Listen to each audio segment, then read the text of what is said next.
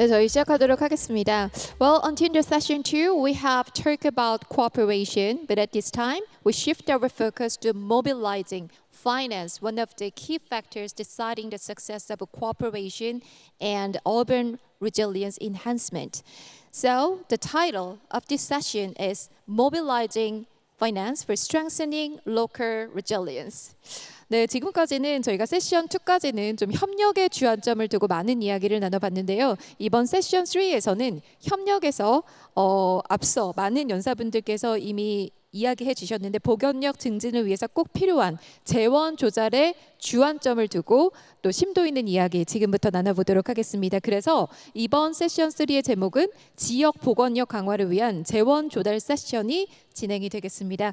그럼 저는 세션을 맡아주실 파트리시아 메네지스 브라질 바르카레나 자치구 MCR 2030 보건력 허브 기술 코디네이터님께 마이크를 넘겨드리도록 하겠습니다. So without further ado, please allow me to introduce our moderator, Ms. Patricia Meneges, MCR 2030 Resilience Hub Technical Coordinator, Barcarena Municipality, Brazil. Please welcome her with a big round of applause. 큰 박수로 맞아주시기 바랍니다. 안녕하세요. I'm Patricia. I will be the moderator for this session. The main objective of this session is to share examples of best practice in mobilizing innovative finance to support local disaster risk reduction efforts. The series invited will also discuss strategies, challenges, and opportunities for mobilizing finance for locally led DRR. So we will have 3 rounds of questions. I will start the question number 1 for, actually they all will answer the same question, but I will start with Norberto from Buenos Aires, Argentina. Norberto. What is your city municipality's strategy or approach to mobilizing or allocating funding for DRR? Thank you very much, Patricia. And it's an honor to be here. Thank you for the hosts, and particularly to UNDRR for making this possible. It's an honor to share with you Buenos Aires' perspective in terms of disaster risk reduction. Let me first say very briefly that right now in Buenos Aires, there are 3 million people sleeping in maybe 1 or 2 hours, depending how early they will wake up. There are going to be another 3 million people going to work or going to study. And depending on the season, all the year around, you will find another 3 million people, tourists, visiting the city. So in our city, DRR financing is approached as an integrated strategy. We start with detailed urban risk assessment, of course, that allow us to identify the most vulnerable areas and populations. This assessment guide how we prioritize our budget, ensuring that the investment reduces risk while also advances social equity. For example, when we plan infrastructure or allocating emergency resources, we place particular attention on the neighborhood with higher exposure or more vulnerable with fewer adaptive capacities. At the same time, we're working to strengthen our direct channel with multilateral development banks and to design blended finance vehicles that can mobilize private capital for resilience. And in addition, of course, we rely on numerous technical studies as assessments, many of them facilitated by organisms and international partners such as ICLEI, such as the C40, the City Climate Gap Fund, and the Inter-American Development Bank, which provide, of course, critical data to inform both planning and financing in Buenos Aires. But as you know, DRR is not just about finance, it's also about concrete programs on the ground. That's for Buenos Aires has recently adopted a new comprehensive emergency master plan that organizes all areas of government under a clear structure of prevention, response, and recovery. This is very important, as you know, because it makes all agencies within government share a common language and a common objective. We have also implemented a flood mitigation works and continuous updated of our hydrological model, guided by scientific data to anticipate and reduce exposure to extreme rainfall. This is one of the most important problems that we are facing right now.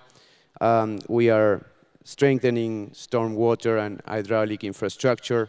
We are also advancing urban interventions such as what we call green streets, which help absorb excess water and reduce heat. That's also extreme heat events are also one of our biggest problems right now.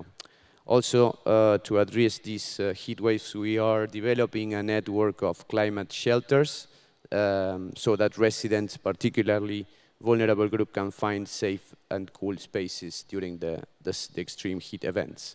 And finally, through our Civil Defense Directorate, we have created a preventive device for hydrometeorological incidents and expanded training in the incident command system in order to have a place where we can coordinate activities. This all to sum up, we are very happy to give you a heads up that we are presenting our candidacy to become a resilience hub in the MCR 2030 initiative. We have been working in resilience for the last 18 years without calling it that way, so we came to this region, to East Asia, to learn where the forefront of this agenda is taking place. So, thank you very much. Thank you, Norberto. I agree with you. The world has a lot to learn with Asia about risk reduction and resilience. So now we will hear Mr. Vipul.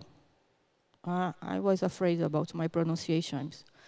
From Gujarat International Finance Tec-City from India. Please. Thank you so much. So, as you mentioned, I am Dr. Vipul from Gift-City. So, Gift-City is a greenfield smart city project. It is also India's first operational smart city and international financial services center. So, Gift-City is being developed from the scratch. So, we have all the leverage to imbibe DRR principles right from the planning itself. So in Gift-City, we are having several state-of-the-art utility services, all running through the utility tunnels, connecting with each buildings through basements. So we are providing them uninterrupted power supply, water supply, district cooling system, automated waste collection system, and this with almost redundant supply sources.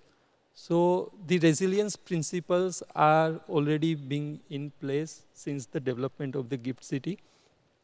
But we, as we joined MCR 2030 program in 2022, we tried to identify what are the gaps that we are currently having within the city, its resilience program, and how we can enhance our resilience through this particular program. And truly, this program helped us to identify several gaps, mainly in capacity building, training, planning.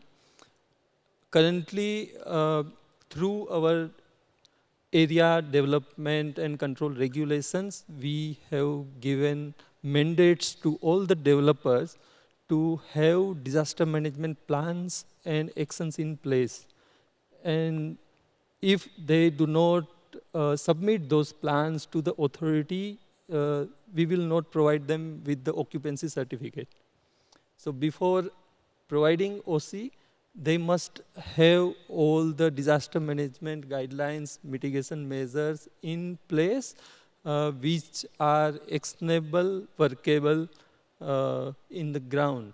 And as and when occupancies are coming and all the buildings are getting occupied, they have to do mock exercises, they have to update their plans regularly, they must have all the teams ready for all the emergencies that may arise within the city.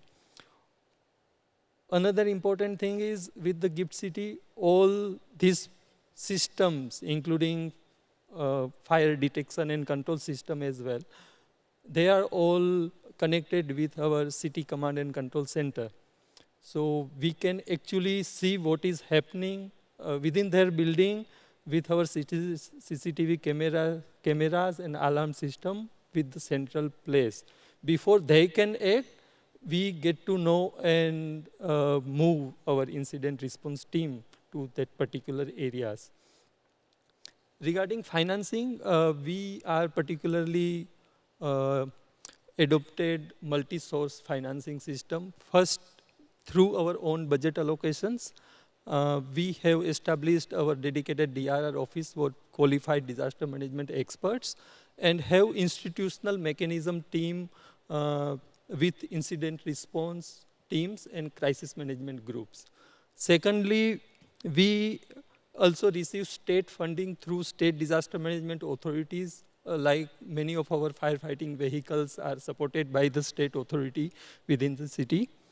Third is, we are in India, we are now also leveraging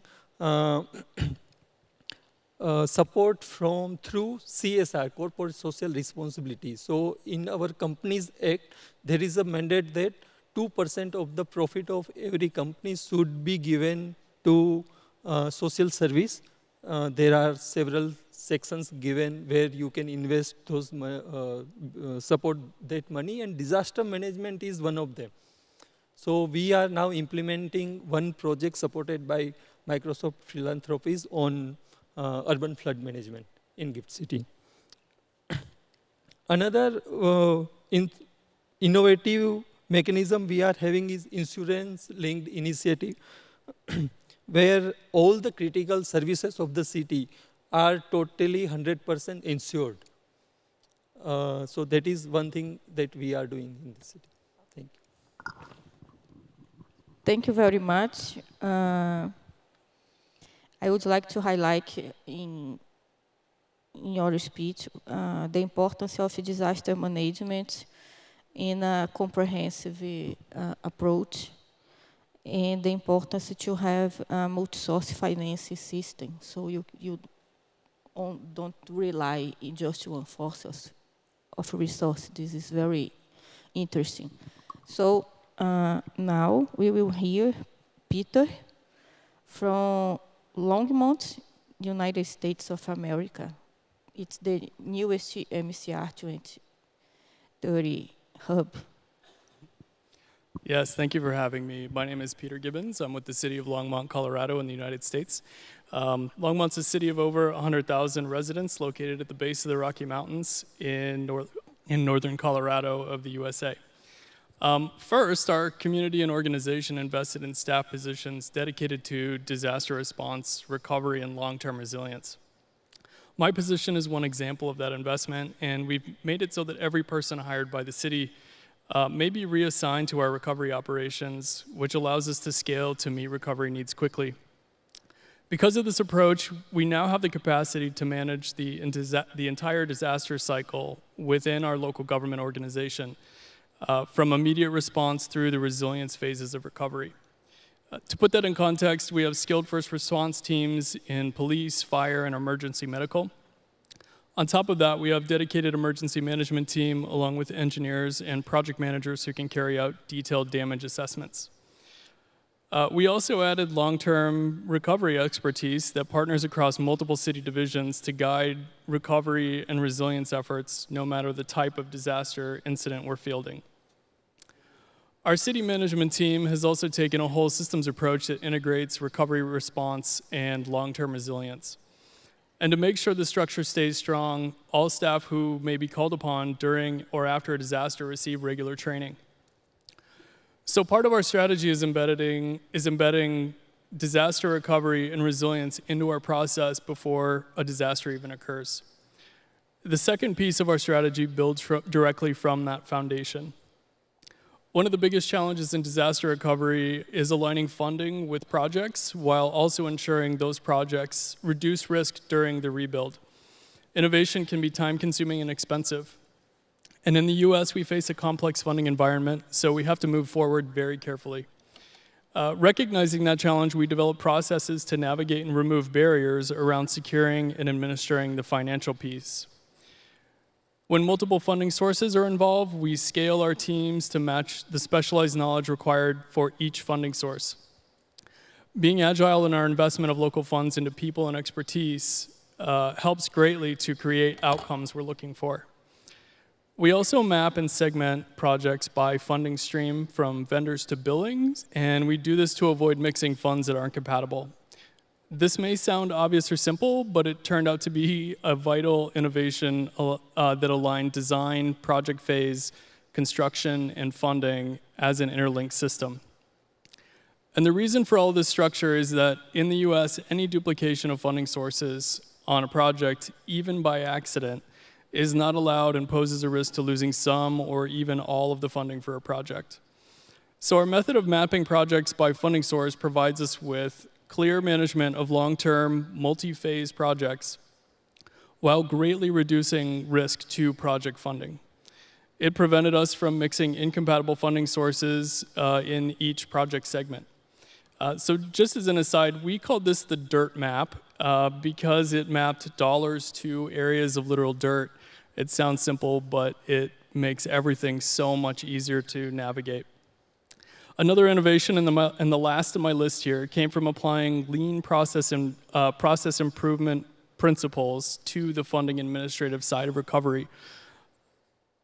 That approach helped us to turn the chaos of recovery and resilience project financing into a workflow-centered system, one that lets us do more with less and makes the process more manageable. We created workflow out of the chaos of disaster, for which I'm grateful to my team and leadership for making possible.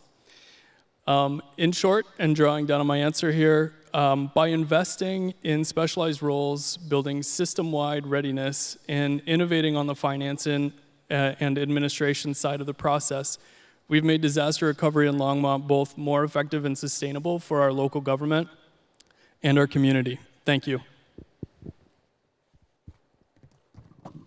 Thank you, Peter. I'm very impressed because we have one question and different answers. We already heard about financing, focus on vulnerable areas, comprehensive risk management, multi-source finance system, innovation on the design projects, and process improving. So I think that this is an example of how we don't have just one answer to deal with DRR. So now we will move for Rachel from Pasig City in Philippines. Rachel, please. Thank you. Thank you very much. Good afternoon, everyone. So I'm here as the representative of the Pasig City from the Republic of the Philippines. And for Pasig City, this was mentioned a while ago by ENP Liza from Makati City, which is our neighbor in the National Capital Region of the Philippines, that in the context of the Philippines, our funding is a form of compliance. We have a national law that mandates all local government units to have a minimum of 5% of the estimated budget of the local government unit has to be allotted solely for disaster risk reduction and management. 30% of which has to go to quick response fund for emergency allocation upon the issuance of a statement for a local emergency. And then the other 70% of that 5% goes to disaster preparedness And that is the main focus of DRR in the Philippines. And that law lays the groundwork for the framework of DRR among all local government units in the Philippines. So that's a good foundation for all LGUs or local government units, whether cities or municipalities, to really act on DRRM and to allot fund for DRRM. Second is the law itself also puts mechanisms for proper planning and budgeting. And as we say in our city government, planning is half the battle. So proper planning lays the foundation for good budgeting, evidence-based and data-based planning. And of course, there's no need to reinvent the wheel. Everything is there. Once you read or study the law and all of its complementary and supplementary policies, all of the system is there, black and white, and all the LGUs have to do is to follow them. But what makes Pasig City different in its strategy on financing DRRM, of course, in Pasig City, planning is a major activity, and it is not the job of a single office. DRRM is not implemented or observed in silos. So we have the Local Disaster Risk Reduction Management Council. It's a group of departments and offices that are all concerned with DRRM. And every quarter they meet, and of course during emergencies they're required to also meet and convene so that all plans regarding disaster risk reduction and management are mainstreamed and streamlined, as well as financing. No plans or work and financial plans will be approved unless it is approved by the council. And the next, it is a strong point, and we have to mention that this cannot be done without strong legislative support. So we have the executive does its job, and the legislative support also has a role in all of this. Next is strong private partnership and public support. Without private partnership and public support, all of the DRRM plans of our city will not be sustainable. They'll all be just low-hanging fruits. But what keeps them hanging and what keeps them going on, being sustainable, is public support. And lastly, to tie it all up together, actually I have a long list of things to say, but we only have 2 to 3 minutes. The last thing is monitoring and evaluation. Of course, without monitoring and evaluation, there's no closure to the whole planning and budgeting cycle. Whatever is the result or recommendations from the monitoring and evaluation part goes back to planning and budgeting. So that's for our first question. Thank you very much, Rachel. I wanted to say that I was really envy when you said, you told us about the national law that oblige budget for DRR. I wish Brazil had something like this. And also the importance to break the silos to deal with DRR. So now we are moving to Mr. Ruan, is correct? From Suryodaya in Nepal. Thank you. Thank you very much, Madam. I'm from Nepal, Suryodaya Municipality.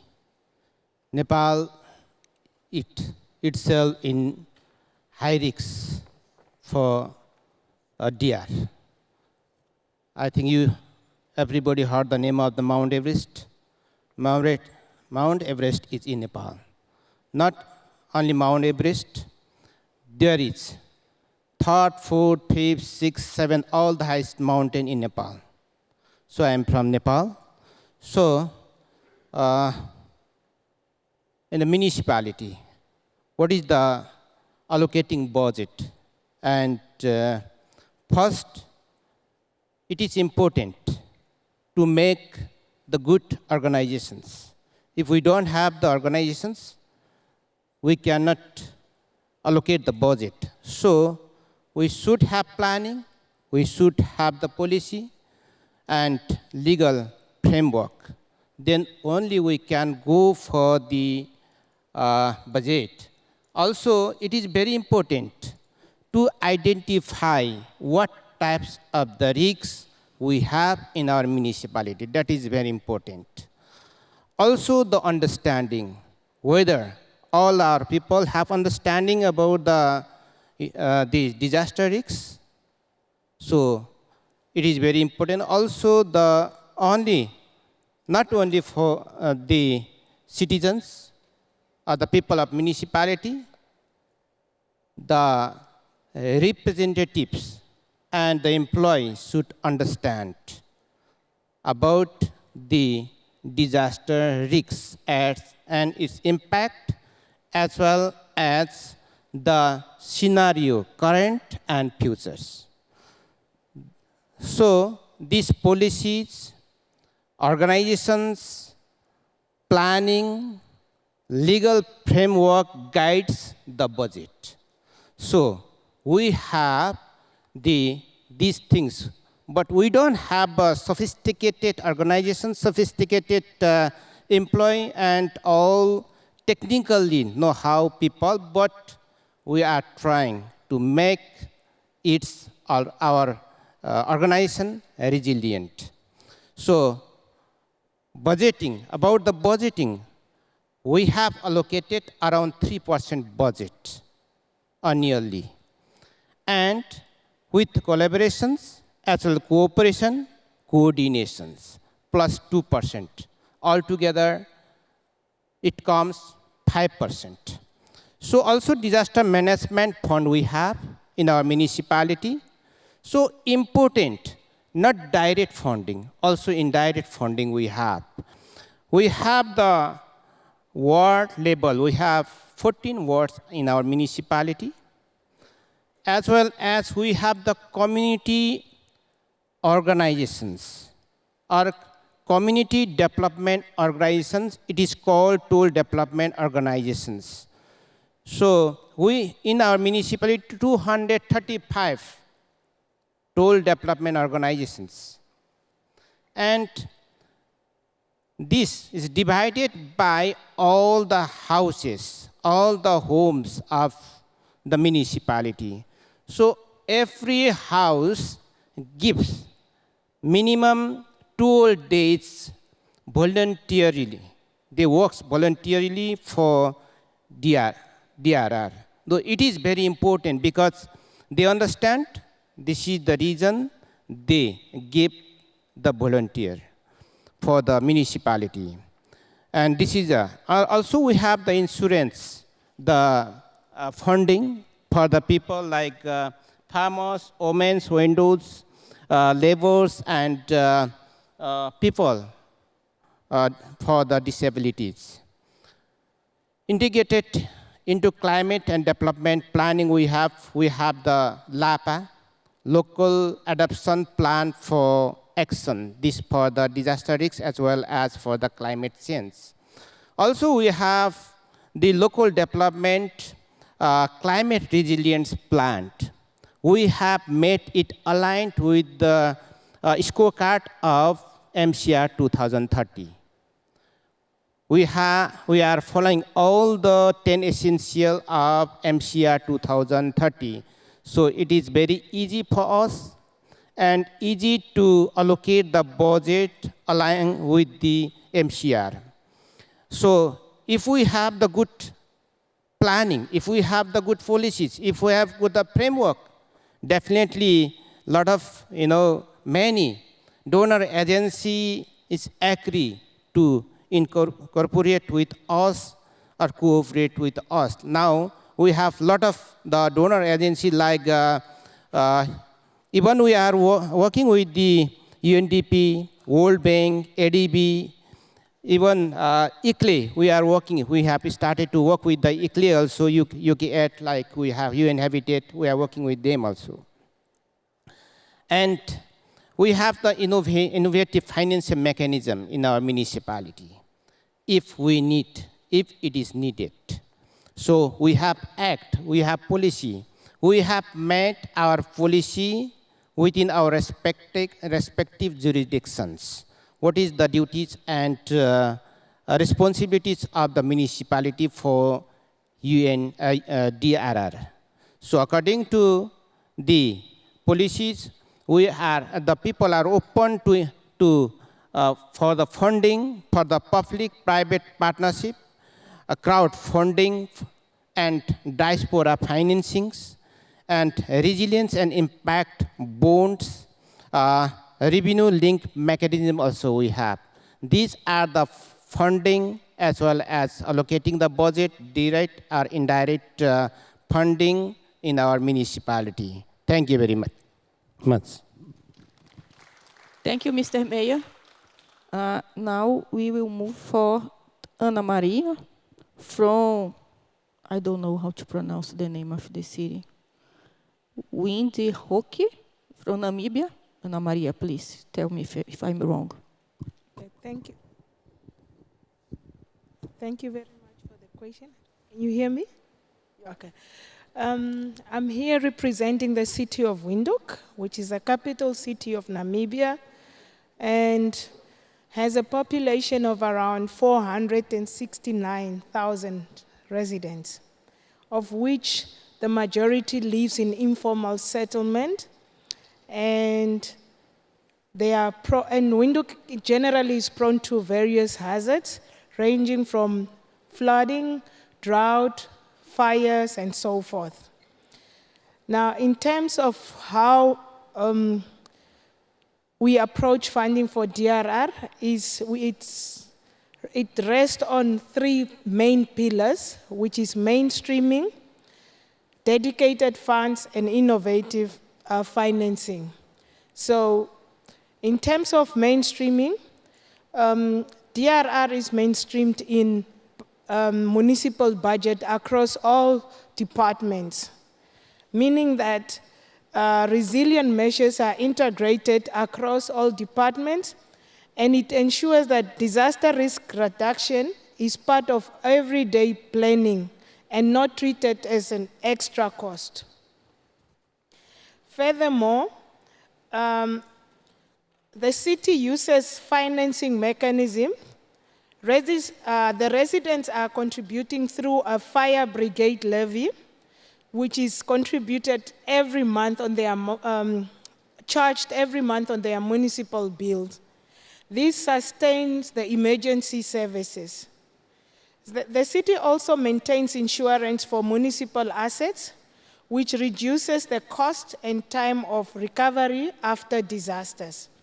Looking ahead, the city DRR strategy promotes wide risk transfer products, including affordable insurance for households, businesses, and the informal sectors.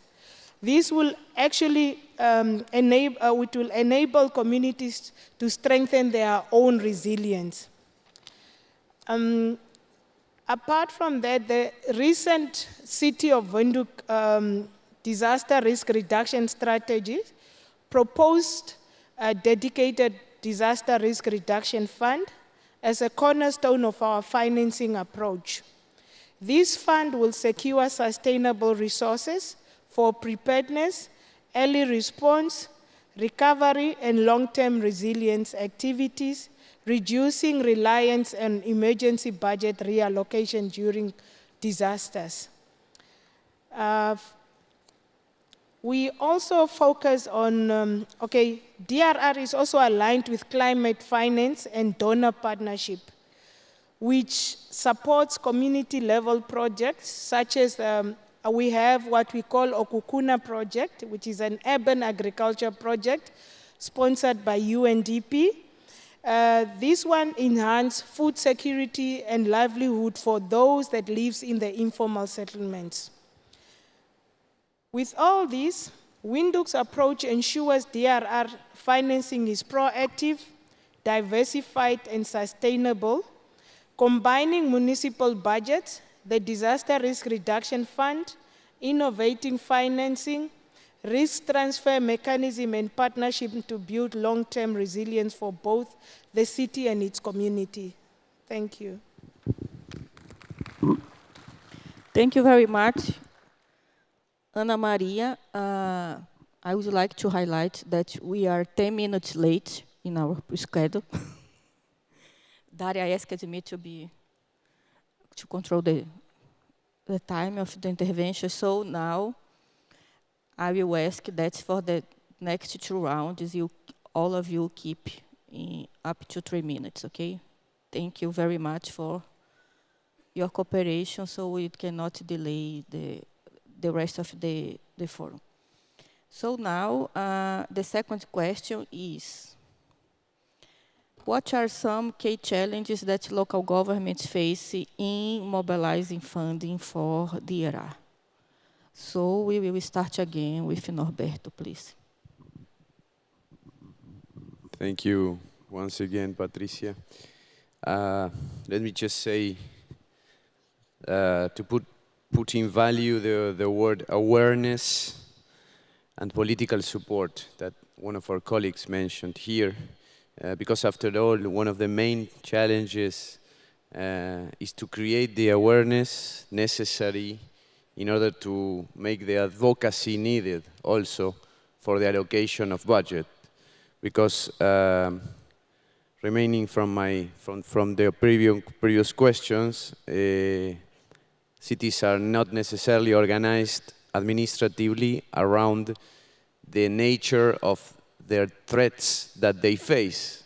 So this is a complicated way of saying that sometimes a problem needs more than one ministry or secretary to be resolved, presenting, of course, institutional and interagency challenges that, in the end of the day, should be resolved by the highest political will and political support in order to allocate and mobilize those resources. But going straight to your question, Patricia, of course, challenges still remain.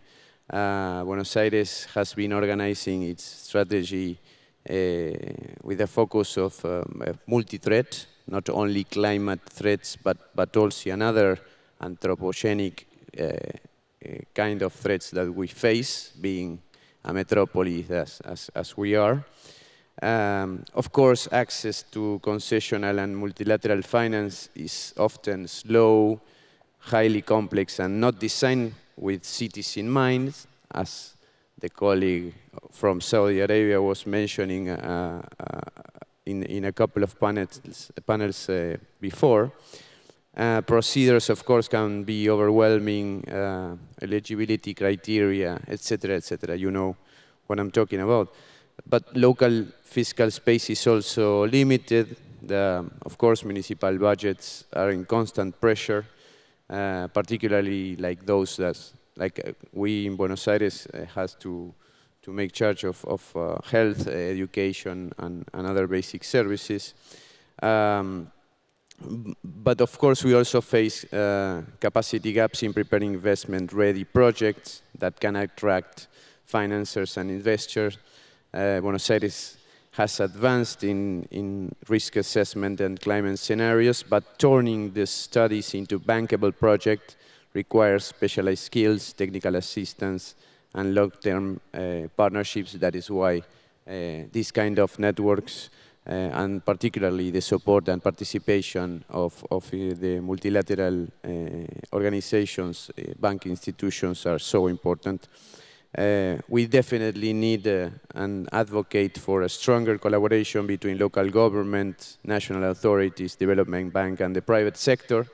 As in a previous panel was also the colleague was mentioning, we are putting incentives forward towards the companies that are applying for sustainability certificates, giving discount of between 5, 10, or 15% for the next 2 or 3 years when they are able to present and to apply for those certificates. I think that I will leave it there. Thank you, Norberto. Now, Mr. Vipul from India. Thank you, ma'am. For us, the biggest challenge is, of course, the prioritization of DRR strategies. So, Gift City is run by MD and Group CEO, but when it comes to the department or the individual utility services, it is very difficult to prioritize DRR actions over and above their own day-to-day routine actions.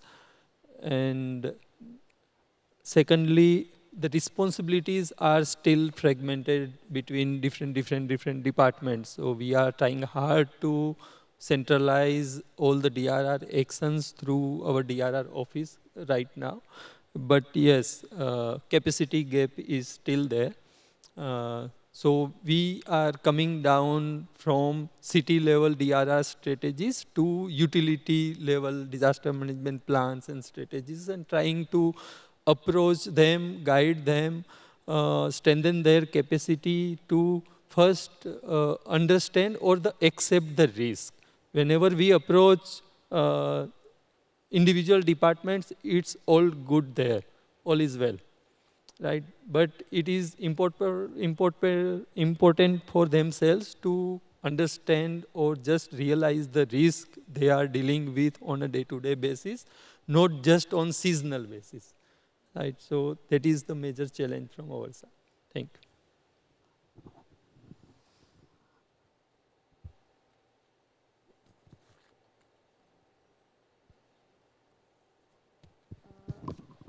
Thank you. Now, Peter, please.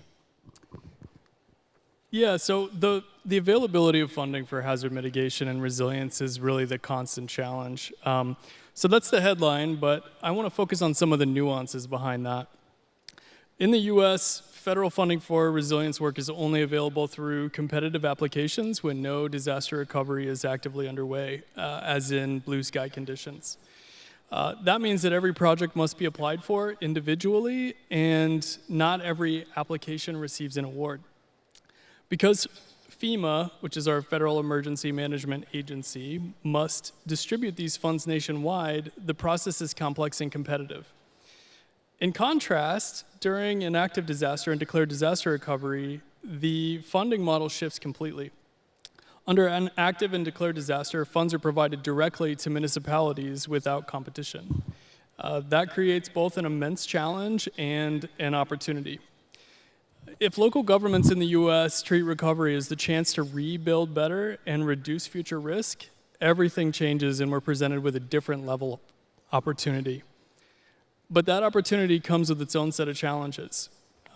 One of which is that ideas, designs, and expertise must be developed quickly in the middle of a complex disaster recovery operation. In the days and years following a disaster, the pressure to rebuild grows daily, leaving little time to start planning big resilience projects entirely from scratch. In that, the challenge becomes building organizational capacity and capability before the disaster arrives. We can start building capacity by working to anticipate future hazards and prepare now for what we would do if something like a 100-year flood struck tomorrow. How would we mitigate that risk if we have to rebuild? That is where local budgets, leadership, staffing, and community capacity determine the potential outcome of future disasters. It takes an entire system working together, from vision to planning to engineering, while keeping up with daily operations. The key question is simple on face. If a disaster struck tomorrow and recovery funds arrived, how would we rebuild to reduce future disaster risk?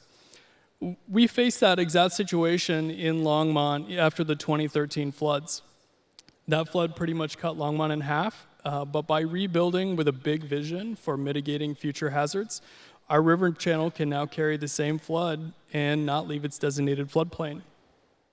Even better, we turn the entire place into a recreational area that offers immense value to our whole community, and we used nature-based solutions to make our funding go further and make our mitigation efforts more effective. And what made our recovery and these big resilience projects possible was having the right people in the right place at the right time. And we've seen incredible commitment to the process by everyone involved. We have the privilege as a small but mighty city of having brilliant engineers, first responders, planners, finance staff, leadership, and a motivated community to make great things happen. Together, they all turned our recovery into long-term whole community resilience. And that points to the final challenge that I'll talk about here. The ability of local governments to build the capacity not just to recover, but to recover with the intention to innovate in every single part of the working system. That capacity determines whether we build back better or we repeat the same disaster again. So while there are numerous challenges, with foresight and planning, they can be overcome. In the US, we are extremely lucky to have all levels of government mobilized for these kinds of events. Without our partners at FEMA, HUD, the US Army Corps of Engineers, our state agencies, our local economies and communities would not be able to recover so quickly and so completely after disasters. We're incredibly thankful to all of them for their partnership throughout the entire process. They're what make overcoming all the challenges I noted here possible. Thank you for the question and the opportunity to answer it. Thank you, Peter. Now, Rachel, please. For Pasig City, we are fortunate enough to have a high income since we are a highly urbanized city. So our 5% DRRM budget is adequate for our needs and for disaster preparation. I cannot say the same for our other cities and municipalities in the Philippines. But here is a rundown of the major key challenges that we faced in mobilizing the DRRM fund. First is that there's no review of the national law regarding disaster risk reduction and management. So it's known in our country as Republic Act 10121 or the Philippine Disaster Risk Reduction Management Act of 2010. So it's that old. It's from 2010, and its history is, it's a product of our experience with Ondoy. And some of you will know it as Typhoon Ketsana. So that devastated a large part of our country, and from that disaster, devastating experience, this policy was born. And however, it's an old law with supplementary policies that may need some updating, most especially since we have updated studies, technology, and findings regarding disaster risk reduction and management, as well as climate change. Next is, on a technical note, the Local Disaster Risk Reduction Management Fund has specific guidelines, and not all possible expenses are allowed in these guidelines. So for example, personal expenses or salaries are not allowed under this fund, and common ICT supplies and equipment and infrastructure are not allowed under this funding. So there are also limitations in this funding. And next, we also have challenges on competing for budget priorities within our city, despite the compliance with the 5% allocation. But more than that, we also compete with our people's time. So planning takes a lot of time. So that's several meetings, several workshops, several going over on some decisions. And we have to compete for our people's time to do all of that. So it's a time-consuming process, but these are non-negotiable. Next is aligning all programs and activities with the Local Disaster Risk Reduction Management Plan. Requires rigorous planning and coordination, not only within our local government, but also among civil society organizations, people's organizations, and communities. And lastly, this is known among local government units in the Philippines. There's a challenge on the continuity of plan implementation and services due to change of executive or legislative leadership. So in the context of our city, we vote for our local chief executive every 3 years. So once another new leader comes in, it's quite common among Philippine local government units to change plans, change direction, change missions and visions, and therefore, even if a plan is solid, it can be easily discarded once a new leadership comes in. That's all. Thank you very much, Rachel. Mr. Mayor? The challenges in my municipality. First one is political and government's instability. Recently, the government stepped down from the Prime Minister, stepped down. New government came.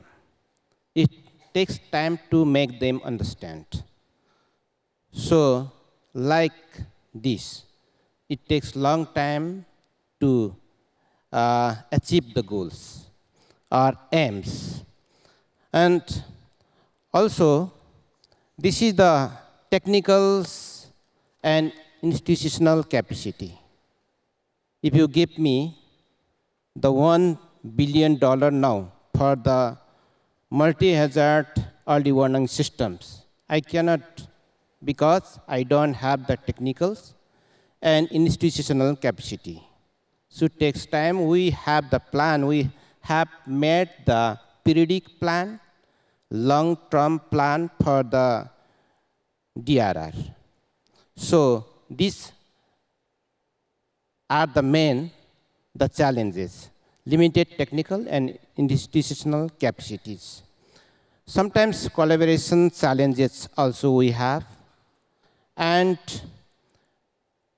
documentations, proposals, approach. Sometimes developing countries and least developing countries having the no approach with the international donor agencies, and they unable to make the good proposals. And also sometimes problem in the language also. So even if we are willing to apply for any proposals, we get the problem due to the language. These are the challenges. And sustainability of the community collaborations and contributions. We cannot say these people in the tool development organization or community development organization continue to their volunteer service. So these are the challenges. Thank you very much. Thank you, Mr. Mayor. Ana Maria, please. Thank you for the question. The challenges that we mostly face at the local level is to say we are first of all limited to fiscal space, which is a major barrier, with already stretched budgets and competing demands for basic services such as housing, health, infrastructure. DRR often struggles to receive adequate funding. Secondly, sometimes DRR is seen as a cost rather than an investment because its benefits are long-term and not immediately visible. It can be deprioritized in favor of short-term development projects. And on the other hand, there is also a heavy dependence on donor support, which sometimes, often, it is unpredictable and may not provide sustainable long-term resources for resilient building. Furthermore, short-term political and budget cycles make it difficult to commit to DRR investments, since benefits may only become visible after leaders' terms of office. So that's one of the very, very difficult positions. Like for the city of Windhoek, we have a mayor every year. So you can imagine what a city can do in a period of 12 months. So in conclusion, the biggest challenges are limited budgets, the perception of DRR as a cost, short-term political priorities. Overcoming these challenges requires shifting mindsets, creating sustainable funding models, and building strong partnerships. So thank you. Thank you very much. So now we will move for the third round. I will ask again to all of you, please pay attention to our time because we are already very late and we still have another session after that. Very interesting, so we don't want this audience to go and leave the other session unattended. So please answer to the audience. What type of innovative solutions, strategies, or partnerships could you recommend to support funds mobilization and increase investment into DRR at the local level? Norberto, starting with you. Okay, so looking forward, we believe a portfolio of innovative solutions, of course, is needed. We think that cities must combine dedicated budget lines, as we were discussing in this panel, for resilience with green and resilience bonds as a factibility. We're exploring these options. There's some international experience that are quite interesting. We also see opportunities in exploring carbon credits and carbon bonds, which can open new sources of financing linked to environmental co-benefits. Of course, these are instruments that not only mobilize capital, but also send a strong signal of long-term commitment, giving investors confidence that resilience is a sustained priority and not just a short-term initiative. As I was mentioning, we consider that Buenos Aires is working in a resilience strategy for the last 2 decades, but not doing it in a systematic way as, for example, a scorecard is able to organize, and this opportunity to financial markets and being able to transparent and trace all data is so important. Furthermore, blended finance and guarantees can help de-risk investment and attract institutional capital. By reducing the perception of risk, these tools allow private investors and insurers to participate in resilience projects that would otherwise seem too uncertain or unprofitable.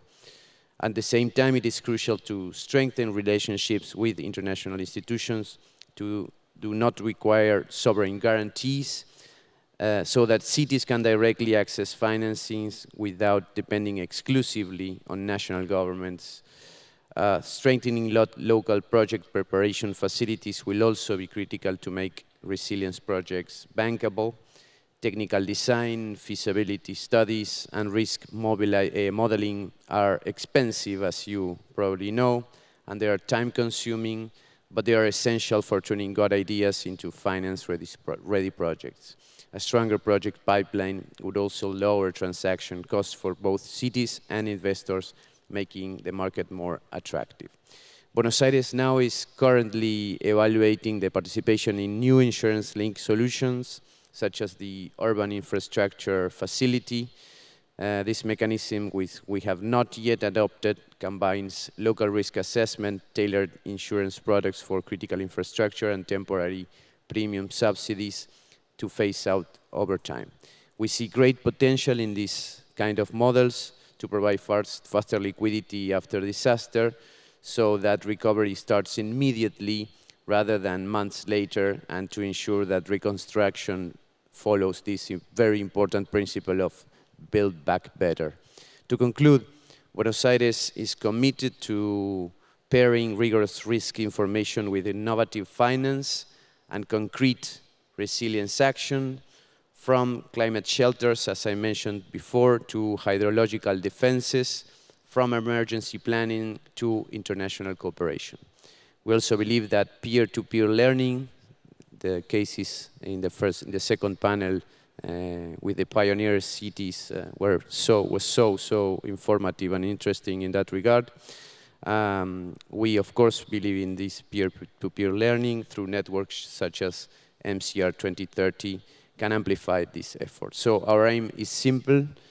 When disasters strike, we have to be ready. Our recovery must be faster, fairer, and more resilient. Thank you very much.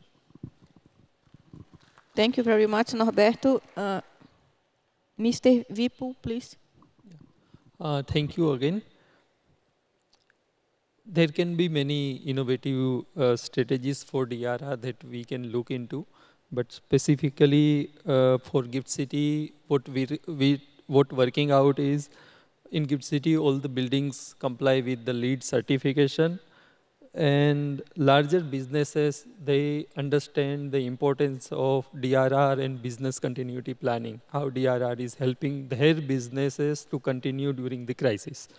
So the buildings and as an authority, we understand that if we have a good workable DRR models, it is attracting more businesses, more clients in the city, both national and international level. So as an authority and private sector, both are now getting interested in investing in DRR things. Second thing, which is very important, and now what I am personally fascinated is how we can leverage benefit of our resilience efforts through convincing insurance partners by providing some subsidies in the overall premiums. Like, for example, if there is a city like ours who are partnered with MCR 2030, and those cities in our neighborhood which are not partnered, but the premium cannot be same for both because our risk is lesser because we have already invested in DRR mechanism. So we are looking into, I am personally looking into connecting with those insurance partners and convincing them how you can leverage give us some rebate in overall premiums because we are already prepared at greater than other cities. Thank you. Thank you. Peter, please. Yeah, so test.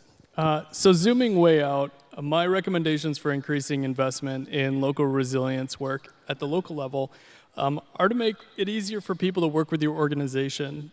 Give your community something that creates return on their investments, and make it easier for funders to say yes, and then pretty much everything else starts to follow. If that sounds interesting, the first place to start is with your local hazards. Understand them clearly, prioritize them realistically, and talk about them often in a constructive way. As Longmont City Manager Harold Dominguez says, all disasters are local, but I'm going to add to that, all recoveries are systemic. In Longmont, we take an all hazards approach, but we focus on training and planning on the most probable and most damaging risks. Knowing where your greatest risks lie guides mitigation planning and ensures limited funding can be invested for the greatest potential benefit. We found that potential funding partners respond best when they see that we understand our hazards, know where the damage will be the most costly, and we have mitigation projects on our wish lists that could reduce costs, damages, and downtime for our community. All of that said, one of our most notable innovations was centering our comprehensive plan around whole community resilience and sustainability. We embedded a resilience mindset across all of our work for every member of our community. And the benefits of this touches everything: our local economy, our businesses, our houses, environment, recreation areas, and utilities, and so on. We are also working with every non-governmental partner in our city on a regular basis and maintaining those relationships. Our faith-based partners, nonprofit organizations, and all community services organizations are part of our response network. And because of our plans and community-centered approaches are visible and intentional, every funding partner can see our vision and what we are building toward. The principle sounds simple when I say it out loud, but when a disaster happens, plan to rebuild better than before and put that plan in writing. Make hazard awareness central to your community and your local government's mission, and make resilience the foundation of every recovery. Investment in hazard mitigation and infrastructure and whole community resilience benefits every single person in your community. In Longmont, our success in funding resilience work has come from 5 main things: a strong community, forward-looking leadership, the capacity to innovate how we design and fund infrastructure, active community organizations that we are constantly in contact with, and the partnerships we've built with all of our partner agencies out to the national level. We regard every funder and community organization as vital partners. We invite them to our table, keep them engaged, informed, and excited about what we are delivering. Longmont's success in disaster recovery is made entirely possible and in lockstep with our partners throughout our community and local area. In the US and Longmont, those partners are federal agencies, our state government, other public and private funding sources, and our local community. Making sure that all of them support our direction and believe in our work has been critical in turning long-term vision into reality. Building on that point, one nuanced piece is that in the US, if local governments don't procure contracts in very specific ways, we can lose access to federal funding. To address that common difficulty, our purchasing team redesigned our local procurement policies to align with federal rules, and then made it easier for vendors to work with us under those more stringent rules. That seemingly simple change made Longmont more attractive potential partner to the private sector, giving us greater competition on price and service, and more options for our mission of building back better. Our purchasing division is now nationally recognized and awarded in part because of this work. And the lesson here is clear. By making it easier to work with us, we created the ability to do more with less, and we are now able to sustain our ability to obtain funding and utilize it responsibly. To summarize, we've taken a systems approach to long-term hazards planning, infrastructure, and funding. We're constantly striving for continuous improvement, cost effectiveness, and investing in our community to reduce long-term hazard exposure. $1 spent on effective hazard mitigation creates a long-term return on investment that pays dividends. We made our intentions, capabilities, and vision clear, and that clarity made it easier for our partners to say yes, even to some of our most ambitious ideas. It may seem odd to call that an innovation, but it's a summary on a systems approach to innovation. Thank you for the great question. I'm sorry for running a little over time there. Thank you very much, Peter. Rachel, please. In Pasig City, the first priority for investment is the people. The employees of the Disaster Risk Reduction and Management Office, and of course, the employees of the concerned offices in relation to DRRM. Strengthening capacity building for local officials on effective budgeting and compliance, as well as adopting integrated approaches to mainstream DRRM into various sectors like health, education, infrastructure, and environmental programs can optimize resource use and build resilience sustainability. So the first step is to always strengthen absorptive capacity. So imagine bagging $1 million peso worth of grant from an NGO, but you don't have the manpower to implement the project. So that's a waste of resources, even if the grant was granted or given to your local government unit. So that's just an example. Second recommendation is to include fostering public-private partnerships to supplement government funds, exploring climate financing opportunities and grants from international organizations, and enhancing community-based initiatives that encourage local ownership and resource pooling. Third is to establish partnership with the public and private sector, including civil society organizations, to augment manpower in some functions which can be devolved to them as a form of civic duty.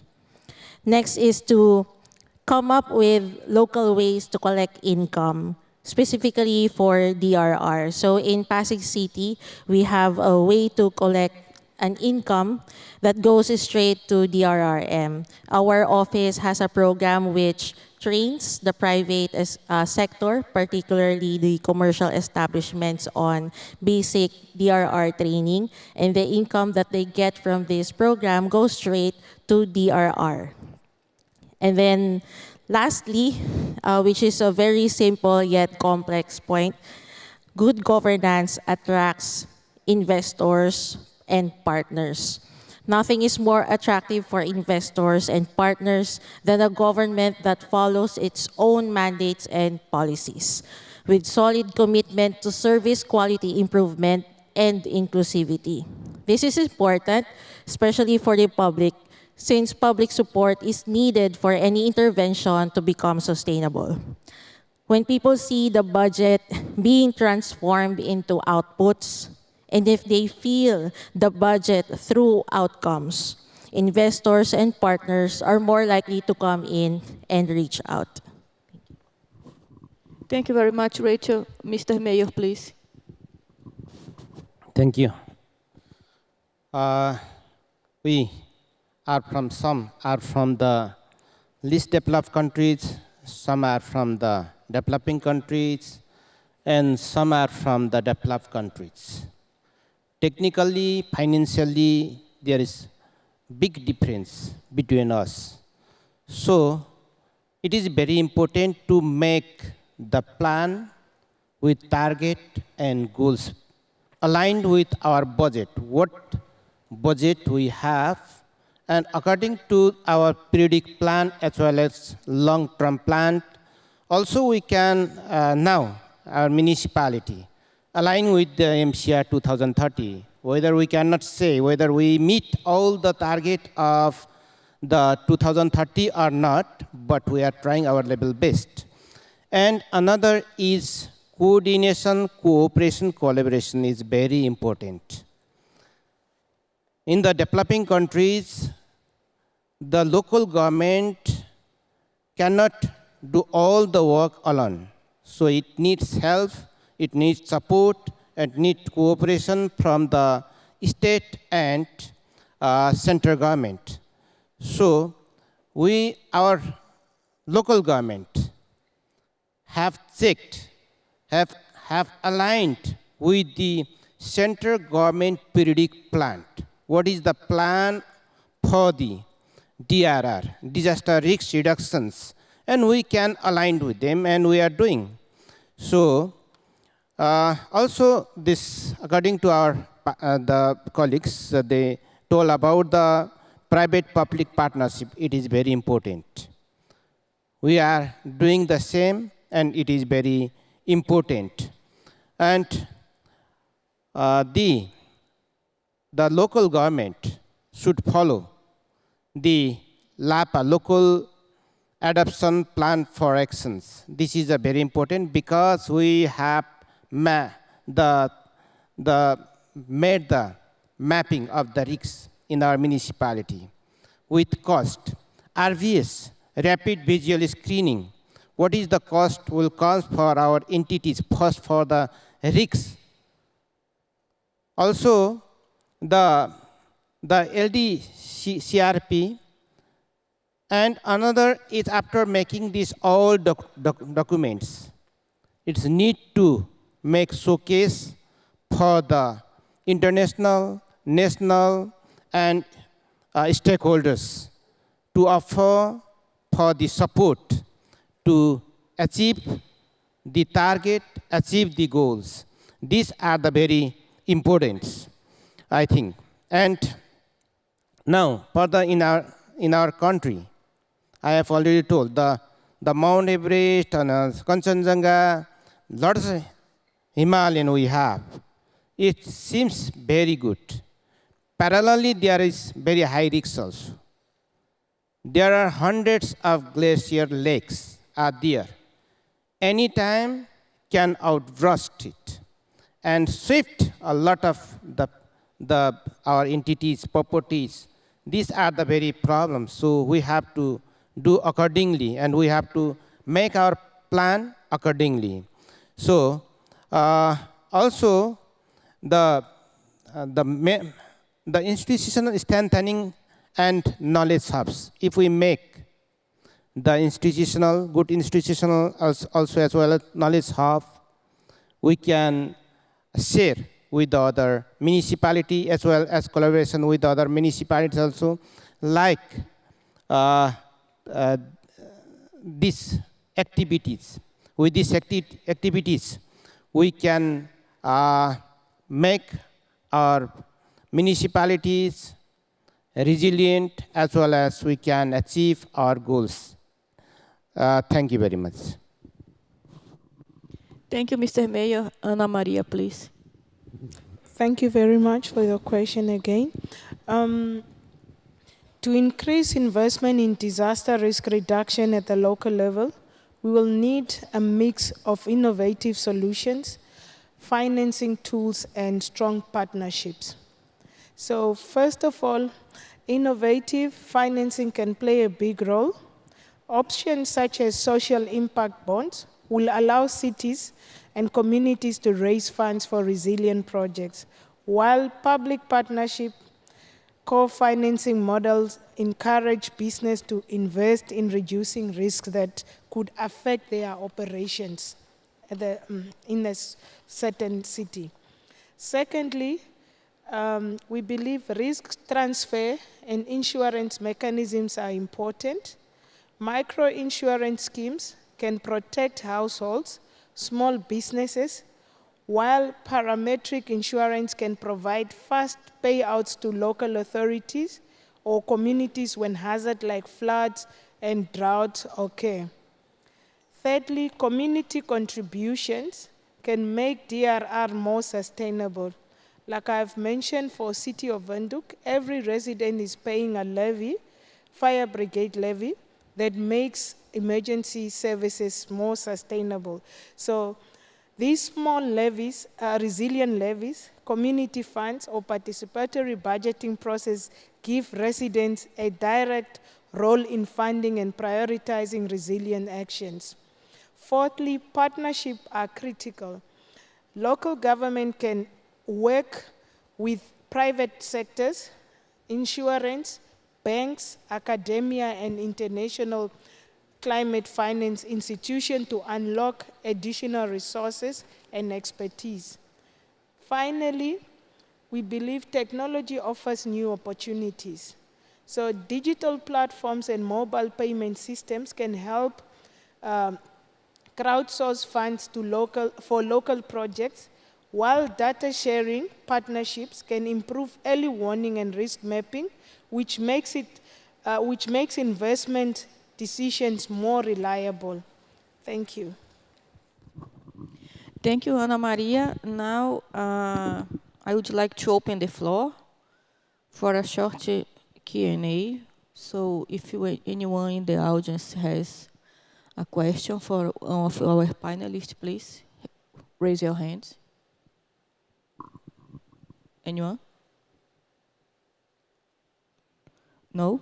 So consider that we are already very late in our schedule. I will wrap up the session, highlighting two key messages from this session. The first one is the importance of establishing multi-source and sustainable finance system with dedicated budget lines to disaster risk reduction. And the second key message from this session is to understand that DRR is not cost, but investment on saving lives and economies. So with these key messages, I will end this session. But I would also like to invite you all to continue to interact with the speakers during the forum. And we will have a break now. And we will come back to the last session of today. So thank you very much. So thank you very much. And thank you very much all the panelists and the moderator for this fruitful discussion. Thank you. 한 번 더 박수 부탁드리겠습니다. You may return to your seat. Thank you. And we'll have a short break from now on, and it's about 10 minutes. And in 10 minutes, we are going to resume our session. Thank you. 네, 저희 한 10분 정도 휴식 시간을 갖고 난 다음에 10분 후에 도시 네트워킹 이벤트로 다시 시작하도록 하겠습니다. 감사합니다.